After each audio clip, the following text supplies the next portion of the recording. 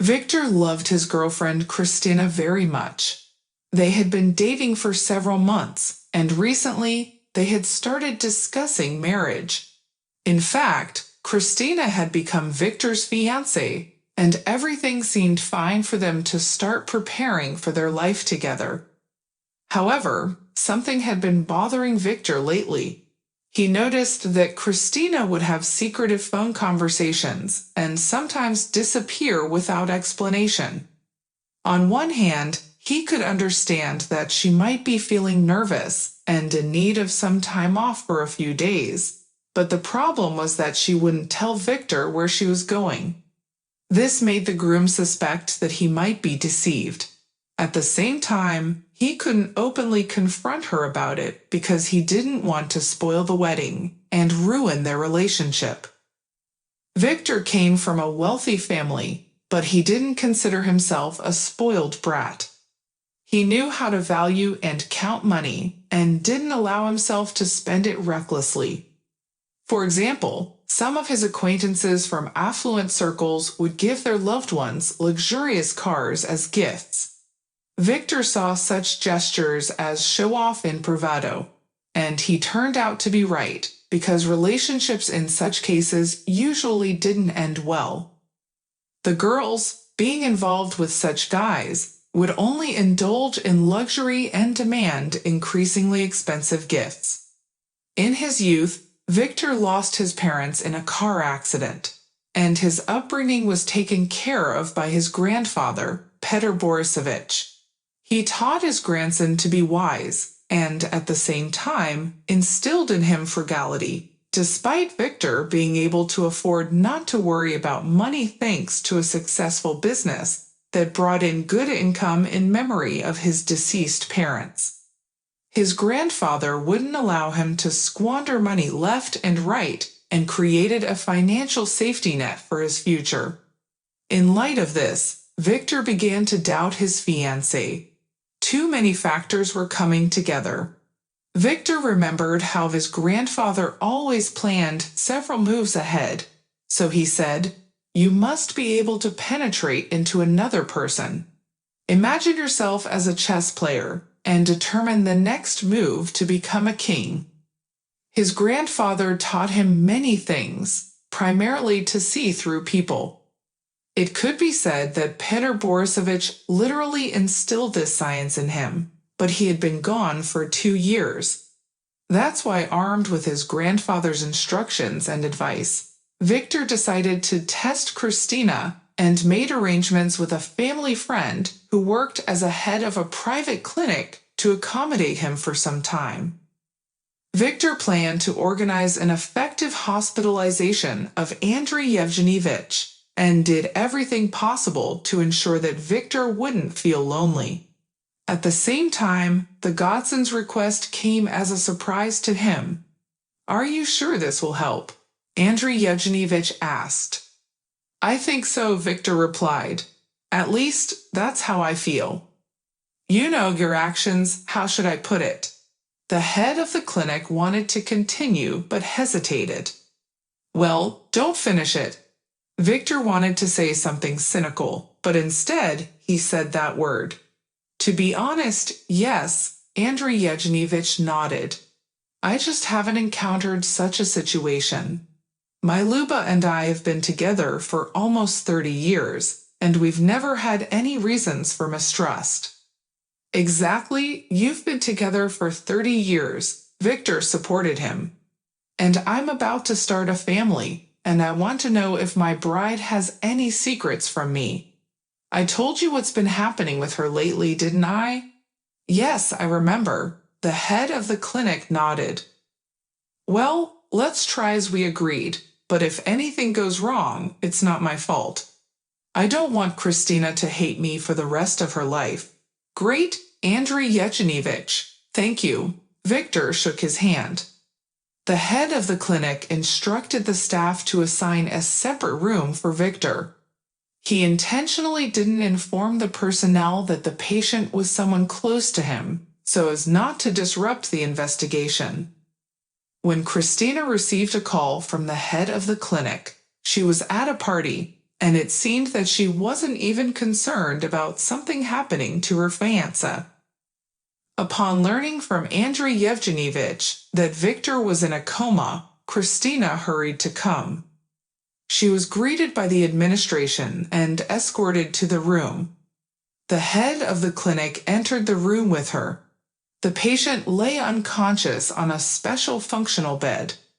A tripod with an IV drip stood nearby, and monitors on both sides beeped, displaying the patient's overall condition.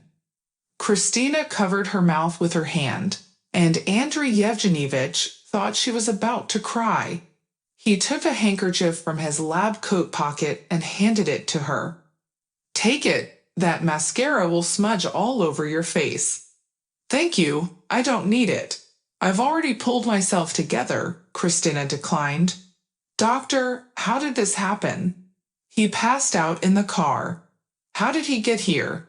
Andrei Yevgenyevich replied. "It was an accident." "Such a horror," Christina exclaimed, her eyes widening. "No, there was no accident. Before losing consciousness, Victor managed to hit the brakes, and the car simply stopped in the middle of the road. Traffic police officers passing by discovered him." "Tell me, how long will he remain in this state?" Excitedly, Christina pointed at the sleeping Victor and asked, "Can't you tell me anything definite yet?" Andrei Yevgenyevich became flustered. "It all depends on the body, and how effective our treatment will be. But at least be prepared, Christina. It could be a few days or even months," he shrugged, replying as the head of the clinic. "What a horror," Christina repeated. "We were planning to get married. I've already informed all our relatives that I'm getting married. What do we do now, doctor?" "Well, we just have to wait, my dear," Andrei Yevgenyevich replied, patting her shoulder. "Well then, I'll leave you alone. You probably need some time to think." Andrei Yevgenyevich glanced briefly at Victor, raised an eyebrow, and from that look, Victor almost gave himself away. He not only heard but also observed what was happening, trying to do so discreetly so that Christina wouldn't suspect anything. And when his godfather turned his gaze on him, he almost burst out laughing. It took great effort for him to continue pretending to be asleep. "Leave the room, Andrei Yevgenyevich," he sighed deeply to himself and said, "Just hope she doesn't notice anything." At that moment, a nurse happened to pass by and, hearing that the head of the clinic whispered something, cautiously asked, "Did you need something, Andrei Yevgenyevich?" "No, not yet. Go back to work." He waved his hand at her and went to his office. Alone in the room, Christina sat on the edge of the bed and took Victor's hand. She looked at him intently and smiled slightly. It may have been a defensive reaction. At least that's what Victor thought when he noticed the smile on her face. Continuing to play the role of a comatose person, he displayed remarkable acting skills. It was quite a feat to lie so still and not react to external stimuli. Christina tried to wake him up by pricking him with a pin. Victor could barely endure the pain. Not a single muscle twitched on his face, and his hand didn't flinch, as would usually happen to someone being pricked with a sharp object. No, Victor played his role brilliantly. All that was left was to wait for the next move from the bride-to-be, and she didn't keep him waiting for long. Christina took out her phone from her purse and started making a call. Victor strained his hearing, waiting for a response. The bride seemed to coo with the recipient of the call, saying, "Hi. Yes, I've missed you too. I wish we could be together already." Yes, the person on the other end seemed to respond positively, and Christina continued, "You won't believe it, darling, but that rich man ended up in the hospital by himself. I didn't even have to poison him." Victor almost broke character and jumped off the bed upon hearing such words from his bride. What he really didn't expect was his own death. It seemed that Christina had planned an attack on him and intended to use poison, but his coma had saved him from that execution. It was even terrifying to imagine what he would have had to endure. Victor's knees trembled under the covers, but thankfully Christina didn't notice because she continued talking on the phone. The situation was almost in the bag for the bride. All that was left was to arrange something with the nurse and inject something into the IV drip. Victor's heartbeat quickened, but luckily the machines only simulated functioning. Otherwise, Christina would have become alarmed and called the doctor. However, everything turned out fine, and Victor managed to calm his nerves. At the same time, he was shocked by the fact that his bride planned to use the nurse for murder. It seemed his suspicions about her were justified. It was good that he decided to pretend to be in a coma. It helped expose Christina. However, for now, he decided not to reveal himself. He needed to give his bride some time for active actions. Christina finished the call, kissed him on the cheek, and left the room as if nothing had happened. A few minutes later, Andrei Yevgenyevich arrived, but how did the audience with the bride go? Poorly, very poorly, Victor replied. What's the matter? Didn't she even shed a tear? Andrei Yevgenyevich jokingly asked, unaware of what actually happened. You won't believe it, but she wanted to kill me, Victor said. Really? Now that's something. Andrei Yevgenyevich shook his head unexpectedly. And how did her desire to kill you manifest itself? Well, her intention to kill you. Victor told his godfather that Christina was talking to someone on the phone. She conversed so sweetly with the person on the other end that it was easy to guess it might be her lover. She even confessed that she didn't have to poison her fiancé because he ended up in the hospital by himself. At that point, Victor paused and then continued. And the most disgusting part is that Christina was planning to negotiate with the nurse to inject something into my IV drip. Don't worry, that definitely won't happen. Andrei Yevgenyevich reassured him, placing his hand on his shoulder. All the procedures, well, as you understand, they are just pretend. It will supposedly be done by Tatiana, as if she's the one taking care of you. She has already been informed about everything, and besides her, no one from the medical staff will come to you. And if, Victor speculated, she won't do anything to you, Andrei Yevgenyevich replied, putting his hand on his shoulder. Death won't be an option for the sisters. I have complete control over them. Besides, there's another person who won't add anything, because you'll be receiving it from the restaurant. My relative works there, you know him, Oleg Pavlovich. Yes, Uncle Pasha often visited Grandpa. Victor nodded in agreement. Well then, there's nothing to worry about, Andrei Yevgenyevich concluded. By the way, should we report her to the police? No, there's no need to do that yet. Victor stopped him with a hand gesture. Let's see what she does, and then we'll act accordingly. All right, as you say, Godson. If anything urgent comes up, call me on my cell immediately. Thank you, Andrei Yevgenyevich. I'm very grateful to you. Victor thanked him. The head of the department left the room, leaving him alone. Victor really needed to think seriously, first and foremost about what to do with Christina. It would be more correct, of course, to reveal himself and tell her there was no coma and end things with her. But something told Victor that he should play out this role to the end. Internal intuition told Victor that interesting events lay ahead. At the same time, the question of who Christina was talking to remained unanswered. It was reasonable to assume it might be her lover, with whom she was talking so sweetly.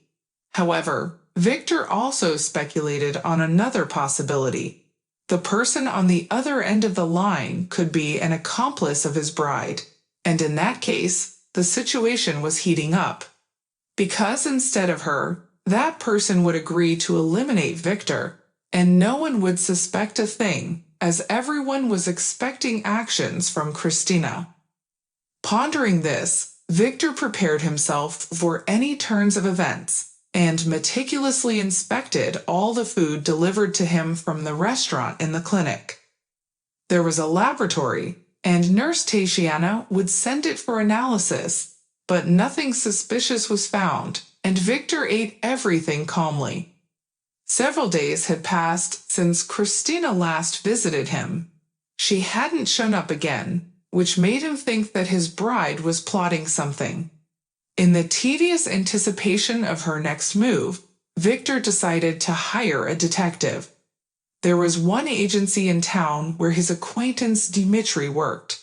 He arrived on the same day Victor called him. Not understanding what was going on, Dmitri rushed to the bed and blurted out, "Good Lord, did your competitors do something to you?" "Relax, Dim," Victor replied with a smile. "It's all part of the plan. I decided to test my fiancée, and it turned out she wanted to poison me." "No way," the detective exclaimed in surprise. "Exactly?" Victor nodded. "What do you think we should do next?" "I want to gather information," Victor suggested. "Collect everything you can find. And most importantly, keep an eye on what she's up to. She hasn't visited me for several days now, as if she's plotting something illegal." "I understand. I'll do everything," Dmitri nodded. "Don't worry about your safety. Everything will be under control."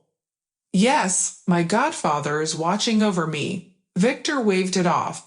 "But still, my assistance in this matter won't hurt." "I insist, Detective," Victor said. "Dim, I hope you'll succeed." He patted his shoulder. "Don't even doubt it," Dmitri nodded. "I'll try to gather as much information as possible." After spending another 20 minutes with him, Dmitri left. Nurse Tatiana appeared next, bringing juice. "Oleg Pavlovich asked me to give this to you." "Thank you, and greetings from me to him," Victor thanked her. The nurse left, and he once again contemplated whether he had done the right thing by starting this game. On one hand, he had learned a lot about his fiancée, but on the other hand, he had shattered his own happiness, because now there could be no wedding or any mention of it. In light of these events, he had to think about his own safety. As Victor realized, Christina turned out to be quite a dangerous person and could use any means to send him to the other side. At the same time, unexpectedly, he met his childhood friend Alina within the walls of this clinic. She worked here as a surgeon, but in a different department. 3 years ago, her son and husband died during a joint fishing trip. Alina had advised Timur not to go because it was raining outside, but her husband reassured her that the weather would improve and nothing would hinder them. Victor felt in his heart that they shouldn't have gone, and 2 hours later they were informed that an accident had occurred. Alina was practically tearing her hair out because her sister had gone with them, and almost nothing was left of the car, only a charred skeleton. The traffic police officers didn't allow Alina near the remains. Doctors were still collecting the deceased in black bags.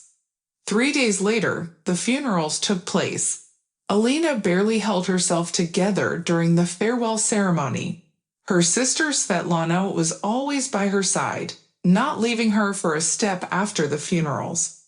Alina had spent a week trying to recover and come to terms with the fact that she no longer had a husband and son.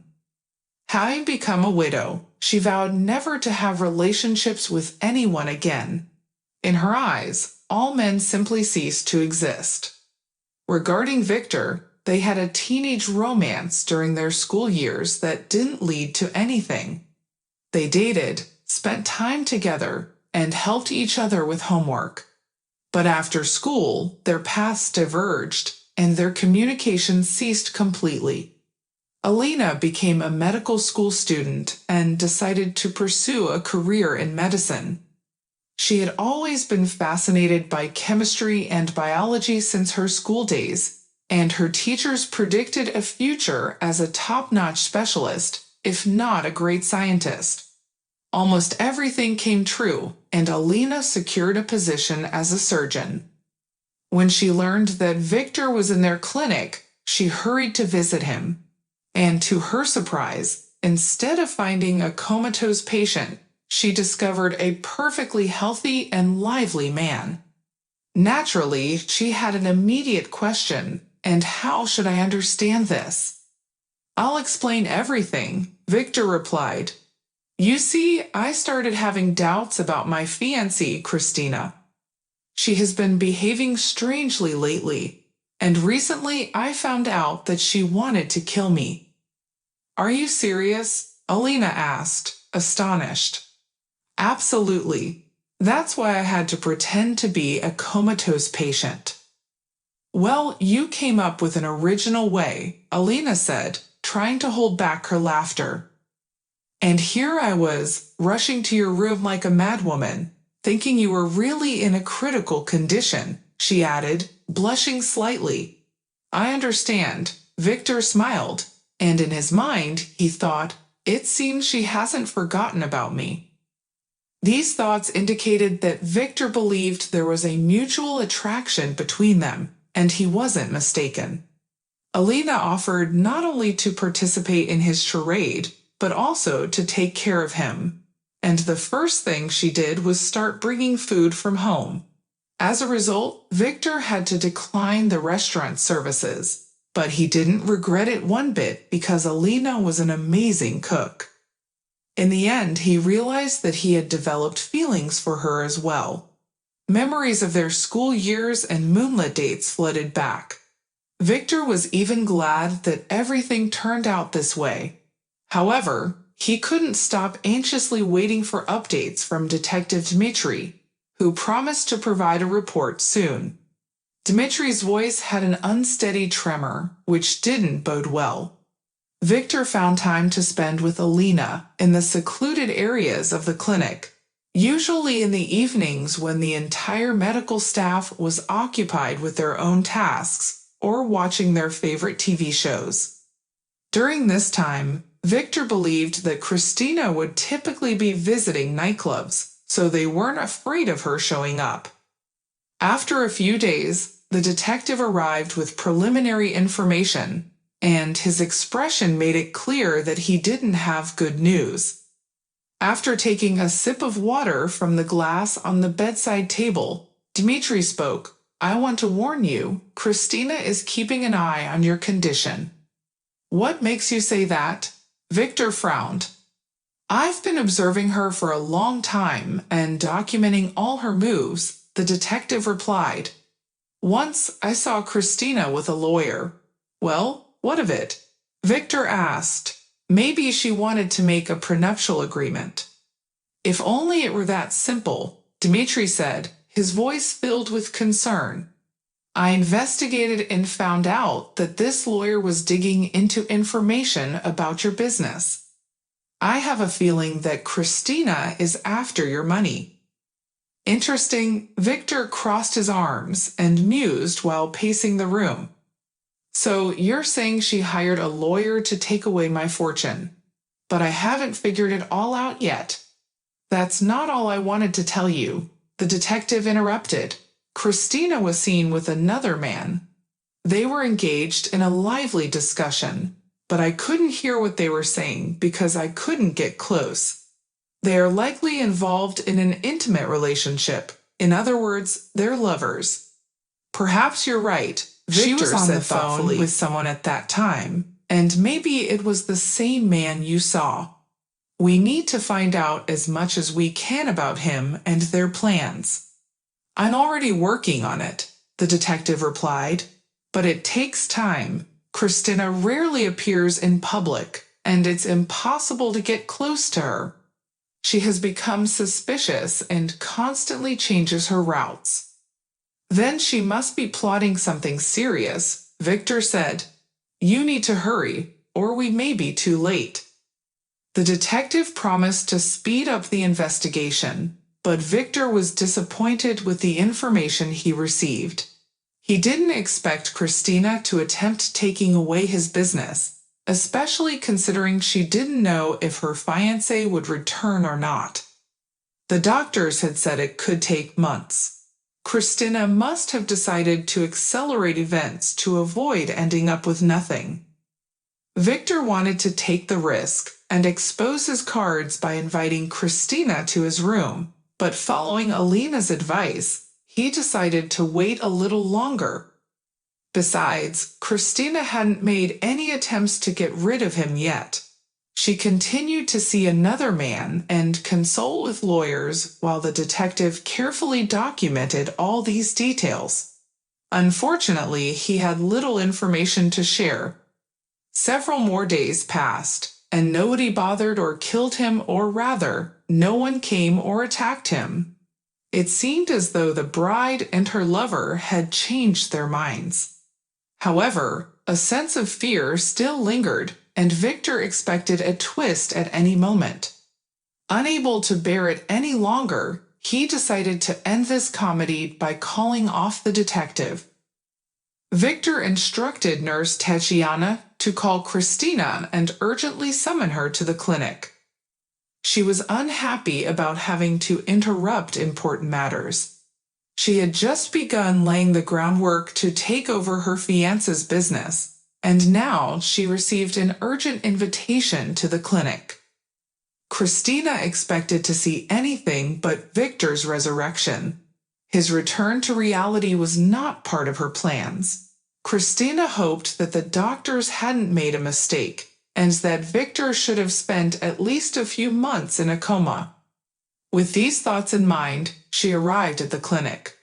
She rudely swung open the door to the room and almost stumbled. Victor was lying on the bed with his eyes open, smiling, while a nurse adjusted his pillow. For a moment, Christina was speechless, not knowing what to say.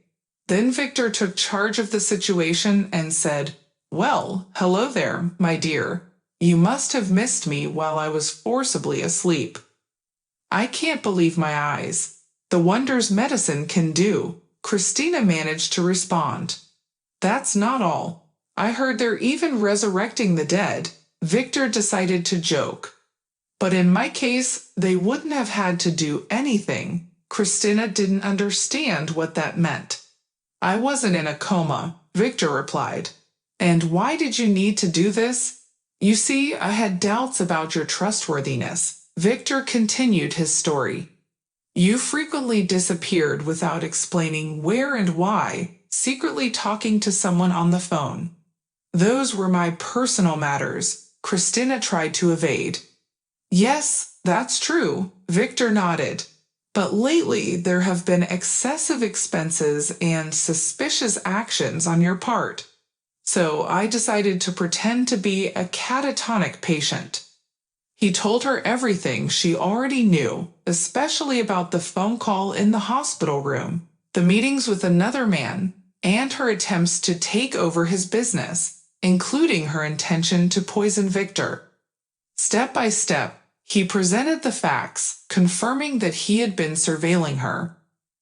Christina could barely get a word in as Victor didn't give her a chance to speak.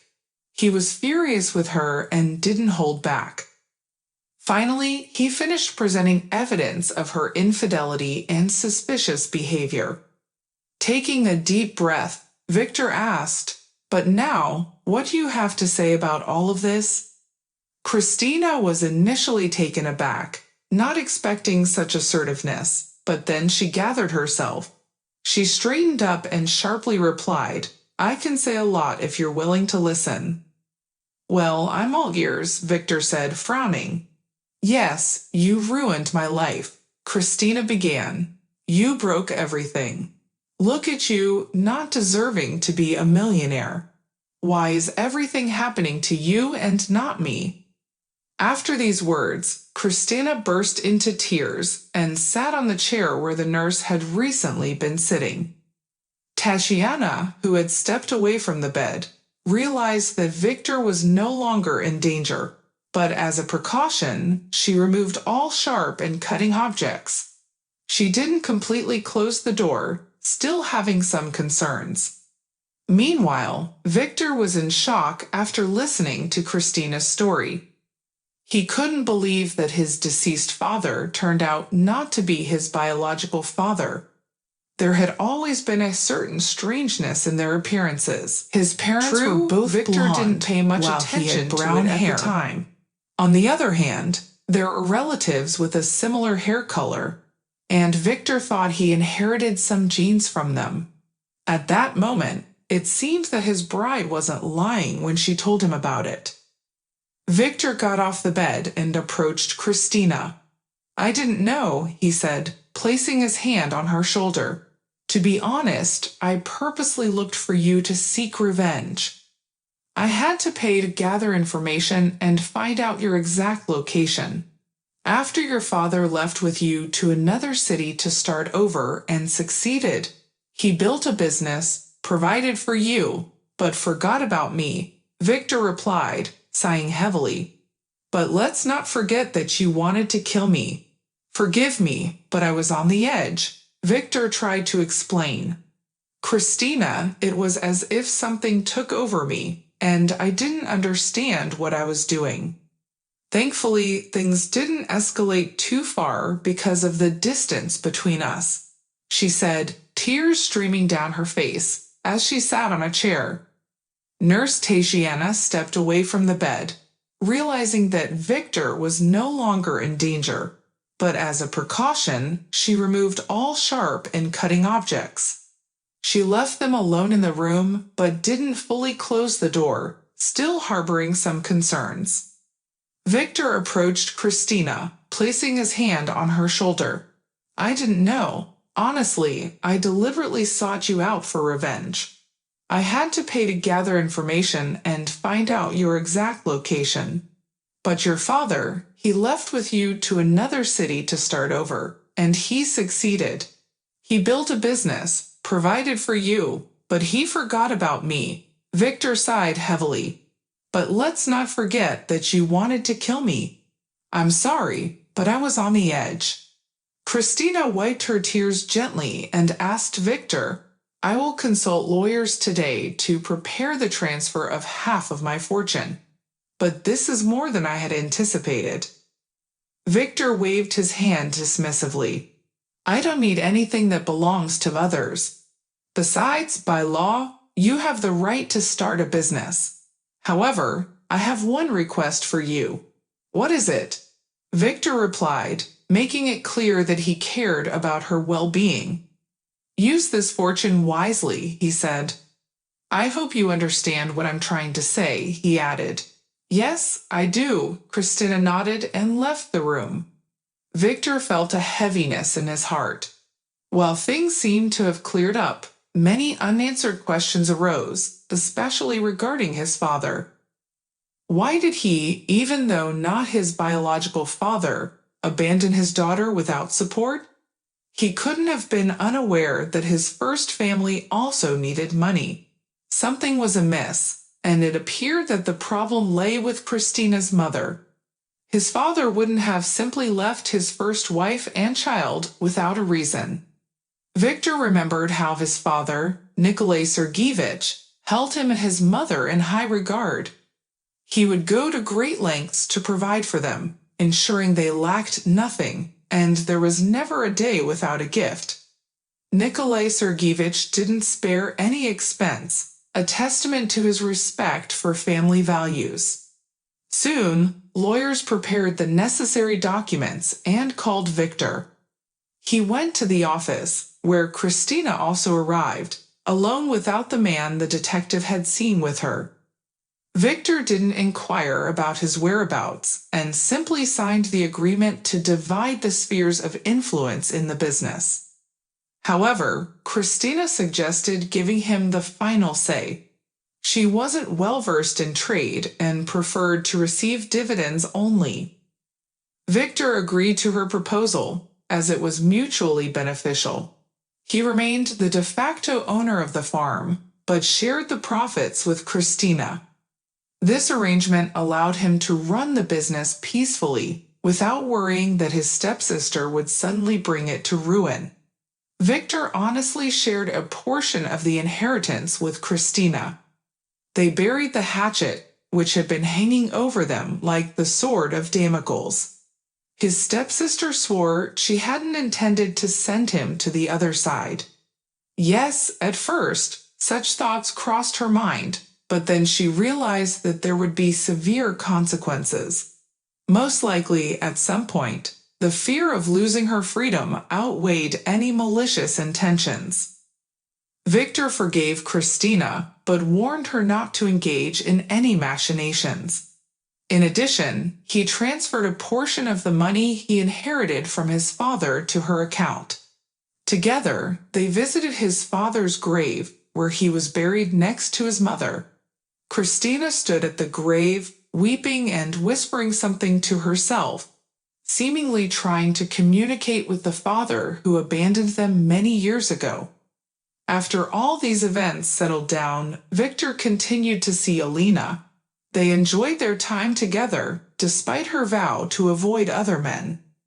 Alina was an orphan, not because she grew up in an orphanage, but because all her relatives had passed away. Her parents had died at a young age, leaving a lasting impact on Alina. She increasingly distanced herself from new acquaintances. However, it was different with Victor. Alina felt safe spending her free time with him. They went on weekend trips outside the city and relaxed in nature. Victor shared with her his dreams of having a family, even though it hadn't worked out in the past. Essentially, he projected his thoughts onto his relationship with Alina. From an outsider's perspective, it seemed as if they hadn't lost each other at all, and this temporary break had tested their resilience. Nevertheless, the question of his true father tormented Victor. If Nikolai Sergeyevich became involved with his mother after Victor was already born, then who was his biological father? Why didn't his mother ever tell him anything about it? Of course, now no one could provide answers. Victor could only speculate that his biological father had done something wrong to his mother, and she ended the relationship to erase that person from her life. The reflections on this matter led him to the conclusion that his mother was most likely forced to make that choice. He had no right to judge her because she gave him life. And with the arrival of Nikolai Sergeyevich, their financial problems disappeared. He simply had to accept the fact that his mother made the right decision. At least Victor was spared from concepts like hunger, cold, and poverty. Victor decided to temporarily set aside the question about his father and focus more on his relationship with Alina. Their childhood love enveloped them with romance and prospects, and it seemed that the final chapter was near, and they could start thinking about getting married, especially when Alina hinted that she wanted a strong and assertive husband. They were strolling in a park where they found a burlap sack on the shore of a small pond with ducks. The sack was moving, as if it came to life on its own. Victor cautiously approached it and discovered a small puppy inside. He couldn't remain indifferent to such a sight, and Alina almost burst into tears. The puppy looked at them with its black bead-like eyes, and just one look could melt their hearts. Victor and Alina decided to take the puppy, not blaming it for the mistreatment by its previous owners. They understood that those people were cruel, perhaps even monsters, to toss a pet in a sack, hoping it would drown. On the same day, they brought the puppy home, and while Alina bathed it in the bathtub, Victor prepared a treat. The little furry bundle eagerly started eating from its bowl. Looking at it, Victor smiled and said, "Let's name him Jackie." "I like it." Alina nodded in agreement and replied, "I agree." You can't imagine how hard it was for me to watch him struggling in that sack. Victor agreed. Only monsters would do such a thing. but now he's safe and nothing threatens him. That's what matters most to him. Alina suddenly asked, "By the way, how's your half-sister doing? Is she okay?" Victor shrugged and answered, "I don't know. She seems to be still living with that scoundrel. But what's important to me is that she doesn't interfere with our business, settles for the dividends, and keeps quiet." "Do you think she'll come up with a new devious plan?" Alina shook her head and said, "No, Christina got what she wanted. Let's focus on our plans. I only see a family in my future. If you're thinking the same way." Smiling, Victor replied, "I do, honestly." They supported each other, and their direction was clear, towards family happiness. They spent the entire day taking care of the puppy, getting him settled. The next day, they took him to the veterinarian who examined the pet, administered vaccinations, and provided care instructions. The puppy was strong but undernourished. It seemed that its previous owners had starved him before tossing him away. But now their new friend, Jackie, recovered and began to enjoy life. Alina, Victor, and little Jackie formed a warm and loving family. Victor successfully conducted meetings with investors, secured profitable contracts, becoming a benefactor for the clinic where Alina worked as the deputy chief physician. They didn't forget about those in need and supported socially vulnerable citizens. They walked toward their happy future, making plans and overcoming obstacles together.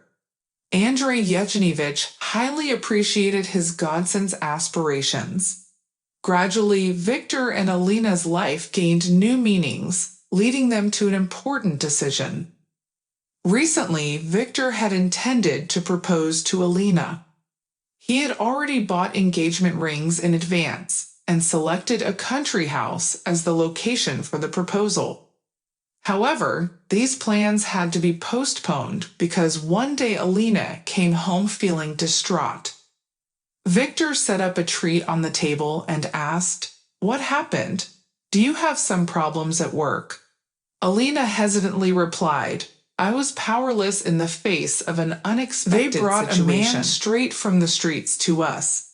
She continued to explain that she allowed the treatment of homeless individuals, and they almost threw the man out of the clinic. Alina had to argue with the chief physician about it, but she stood up for what she believed was right. Frowning, Victor asked, "What's wrong with him?" Alina explained that they found the man unconscious, and he urgently needed a blood transfusion. Victor exclaimed, "I have the same blood type." Surprised, Alina asked, "Are you serious?" Victor nodded affirmatively. "During my supposed stay at the clinic, I found out my blood group, and it matches his." Deciding to help, Victor offered to undergo an immediate blood transfusion procedure. The next day, they arrived together at the clinic. Victor was slightly nervous as it was his first transfusion, but he was confident in his decision to help. Before the transfusion began, he peeked into the room where the vagrant lay. The man looked unwell, with a pale face and hands covered in scabs.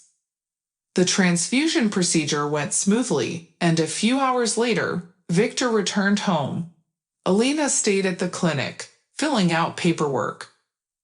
When she came home, she immediately asked Victor, "Don't you find it strange that our blood turned out to be similar?" Victor replied, "No, it doesn't seem strange. Such things happen in nature." They both realized that the blood type coincidence had helped them assist this person. This experience strengthened their bond and reaffirmed their decision to go through life together, helping others and doing good deeds. Shaking his head, Victor replied, "The man may think so, but it does seem peculiar." Alina continued, "Oh, come on, there's nothing strange about it." Victor reassured her, saying, "It's just a similarity in blood, nothing more." At the same time, Alina still had doubts about it being mere chance. She didn't believe it was a coincidence and decided to have a DNA test to confirm everything. The next day, they took the biological samples of the vagrant and Victor to the laboratory. Alina was told that the results would be ready in a week. During that time, she anxiously awaited the information. Her intuition wouldn't let her rest. A week later, the laboratory director personally called and stunned Alina with the news that Victor and the homeless man were direct relatives. Alina nearly had a seizure, but luckily Andrei Yevgenyevich was nearby and helped revive her. Seeing her distressed face, he cautiously asked, "Can I be happy for my godson and his future child?" "What are you talking about?" Surprised, Alina asked, "Wait, you thought I was pregnant, and it seemed like some hormonal imbalance." The head doctor stumbled, "No, I'm not pregnant yet." Alina shook her head. "What was it then?" Andrei Yevgenyevich persisted. "You'll find out anyway," said Alina, "so it's better if I tell you." Alina told him the story of the homeless man's admission to their department. Finishing her tale, she looked intently at the head doctor and asked, "What should I do now?" "Inform him. You see," Andrei Yevgenyevich shrugged. "He deserves to know the truth, whatever it may be." "Yes, you're right. That's what I'll do." Alina nodded and hurried home. Upon hearing this news from her, Victor was bewildered. Apparently, he never expected the homeless man to be his direct relative. And if he were to be more frank, Victor didn't envision their meeting like this, especially not with someone who had hit rock bottom in life. On the other hand, it couldn't be said with certainty that it was his fault. That's why, to clear all doubts, Victor accompanied Alina to the clinic. By that time, the man was able to move around the room independently and interact with the medical staff. Victor cautiously opened the door to the room and greeted the homeless man, saying, "Good day." "Hello," the man replied cautiously. "My name is Victor." He extended his hand. "And I'm Boris," the vagrant responded. Shaking his hand gently, Victor said, "Here's the thing. I became a donor and helped with the transfusion." "Yes, thank you. The nurse has already told me everything." Boris nodded and extended his hand again in gratitude. "I will be indebted to you for life. I will light a candle for you in church." "It's nice to hear that, of course," Victor responded, "but I would like to hear from you about how you parted ways, not on Kovalevskaya Street." The vagrant even flinched upon hearing the name and surname of the woman. Clutching his heart, he sat down on the bed and whispered softly, "It was so long ago, yet I'm curious." He was on his own trajectory. "Why do you need to know?" Boris cautiously asked. "I am her son," Victor calmly replied. "It can't be, it can't be." Boris cried as tears streamed down his face. "It's all my fault. Calm down, everything is fine. No one is going to blame you," Victor reassured him. Placing his hand on Boris's shoulder, Boris began to recount his past vividly and in detail. It turned out that Victor and Nina had a warm relationship. They even planned to get married, but soon broke up due to a foolish misunderstanding. Boris became jealous of her childhood friend, and they had a big fight over it, even though there was no reason for jealousy. Nina told him she never wanted to see him again. After their breakup, Boris ended up behind bars for beating up a rich man who was harassing Nina and trying to force himself on her. Boris stood up for her, but he underestimated his own strength, and he was sent to prison for a long time. Eventually, he learned that Nina died in a car accident and decided to erase her from his memory completely. Over time, Nina gave birth to a son whom she named Victor. Nikolai came into the picture, ignoring the fact that she already had a child, and he fell in love with Nina. He proposed that they live together and became a stepfather to Victor. although the boy retained his mother's surname. Nina was glad that the difficulties in her life were over, and she carefully hid Victor's true parentage from Nikolai. After his release from prison, Boris began rebuilding his life. He had no support from his deceased parents, and his relatives turned their backs on him. He found a job and tried to start anew. He didn't want to interfere with Nina's new family and kept his true paternity of Victor a secret from Nikolai. Victor had contemplated this matter many times and wanted to uncover all the pieces of the story to solve the puzzle of his past. Now he knew the truth about what had happened between his parents. He approached his father, stood up from the bed, and walked around the room. Alina stood near the window, watching him. Victor told his father that the past was behind them, and they needed to live in the present. Boris cautiously asked if Victor was sure. Victor nodded and said that there was no longer a reason for resentment. They both made mistakes and paid the price for them. He only regretted that his mother never acknowledged his true parentage. Boris shrugged and apologized to his son for not taking any action. Victor hugged his father tightly and said he had been waiting for this moment for so long. Boris replied that it wasn't Victor's fault since he didn't know about his birth. They were both happy that they were able to rebuild their relationship, and Boris moved to live with Victor in the countryside. Of course, it was clear that Boris had no experience in business, but he excelled as a supplier. Victor found strong support in his biological father, while not forgetting his stepfather, who had done a lot to provide a comfortable life for the children. Together, they visited the cemetery and paid their respects to the departed. The father silently looked at the gravestone and shed quiet tears, while Nina appeared to be looking at him from the monument, smiling as if nothing had happened. Victor purposely chose that photograph to make his mother look less gloomy.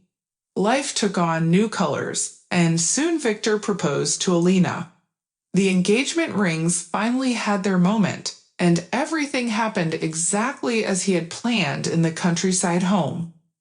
The father wholeheartedly congratulated the young couple and wished them all the best. He also hinted that he would like to live long enough to see his grandchildren, which would be true happiness for him. Embracing their son and Alina, Boris said, "We never thought." Victor hesitated for a moment with a response.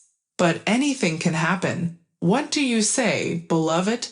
"We'll live and see," Alina replied with a smile. A month later, they officially got married, and the wedding took place in their countryside home. They invited all their acquaintances and loved ones. The families of the guests were so numerous that they had to set up additional tables in the gazebo. But this only made the wedding celebration even more magnificent. Victor and Alina were at the center of attention, receiving warm words of congratulations and generous gifts from the guests. And a couple of months later, Alina delighted the family with the news of her pregnancy. The men were overjoyed. If you enjoyed the story, I hope for your support with an upvote. Thank you and have a great day.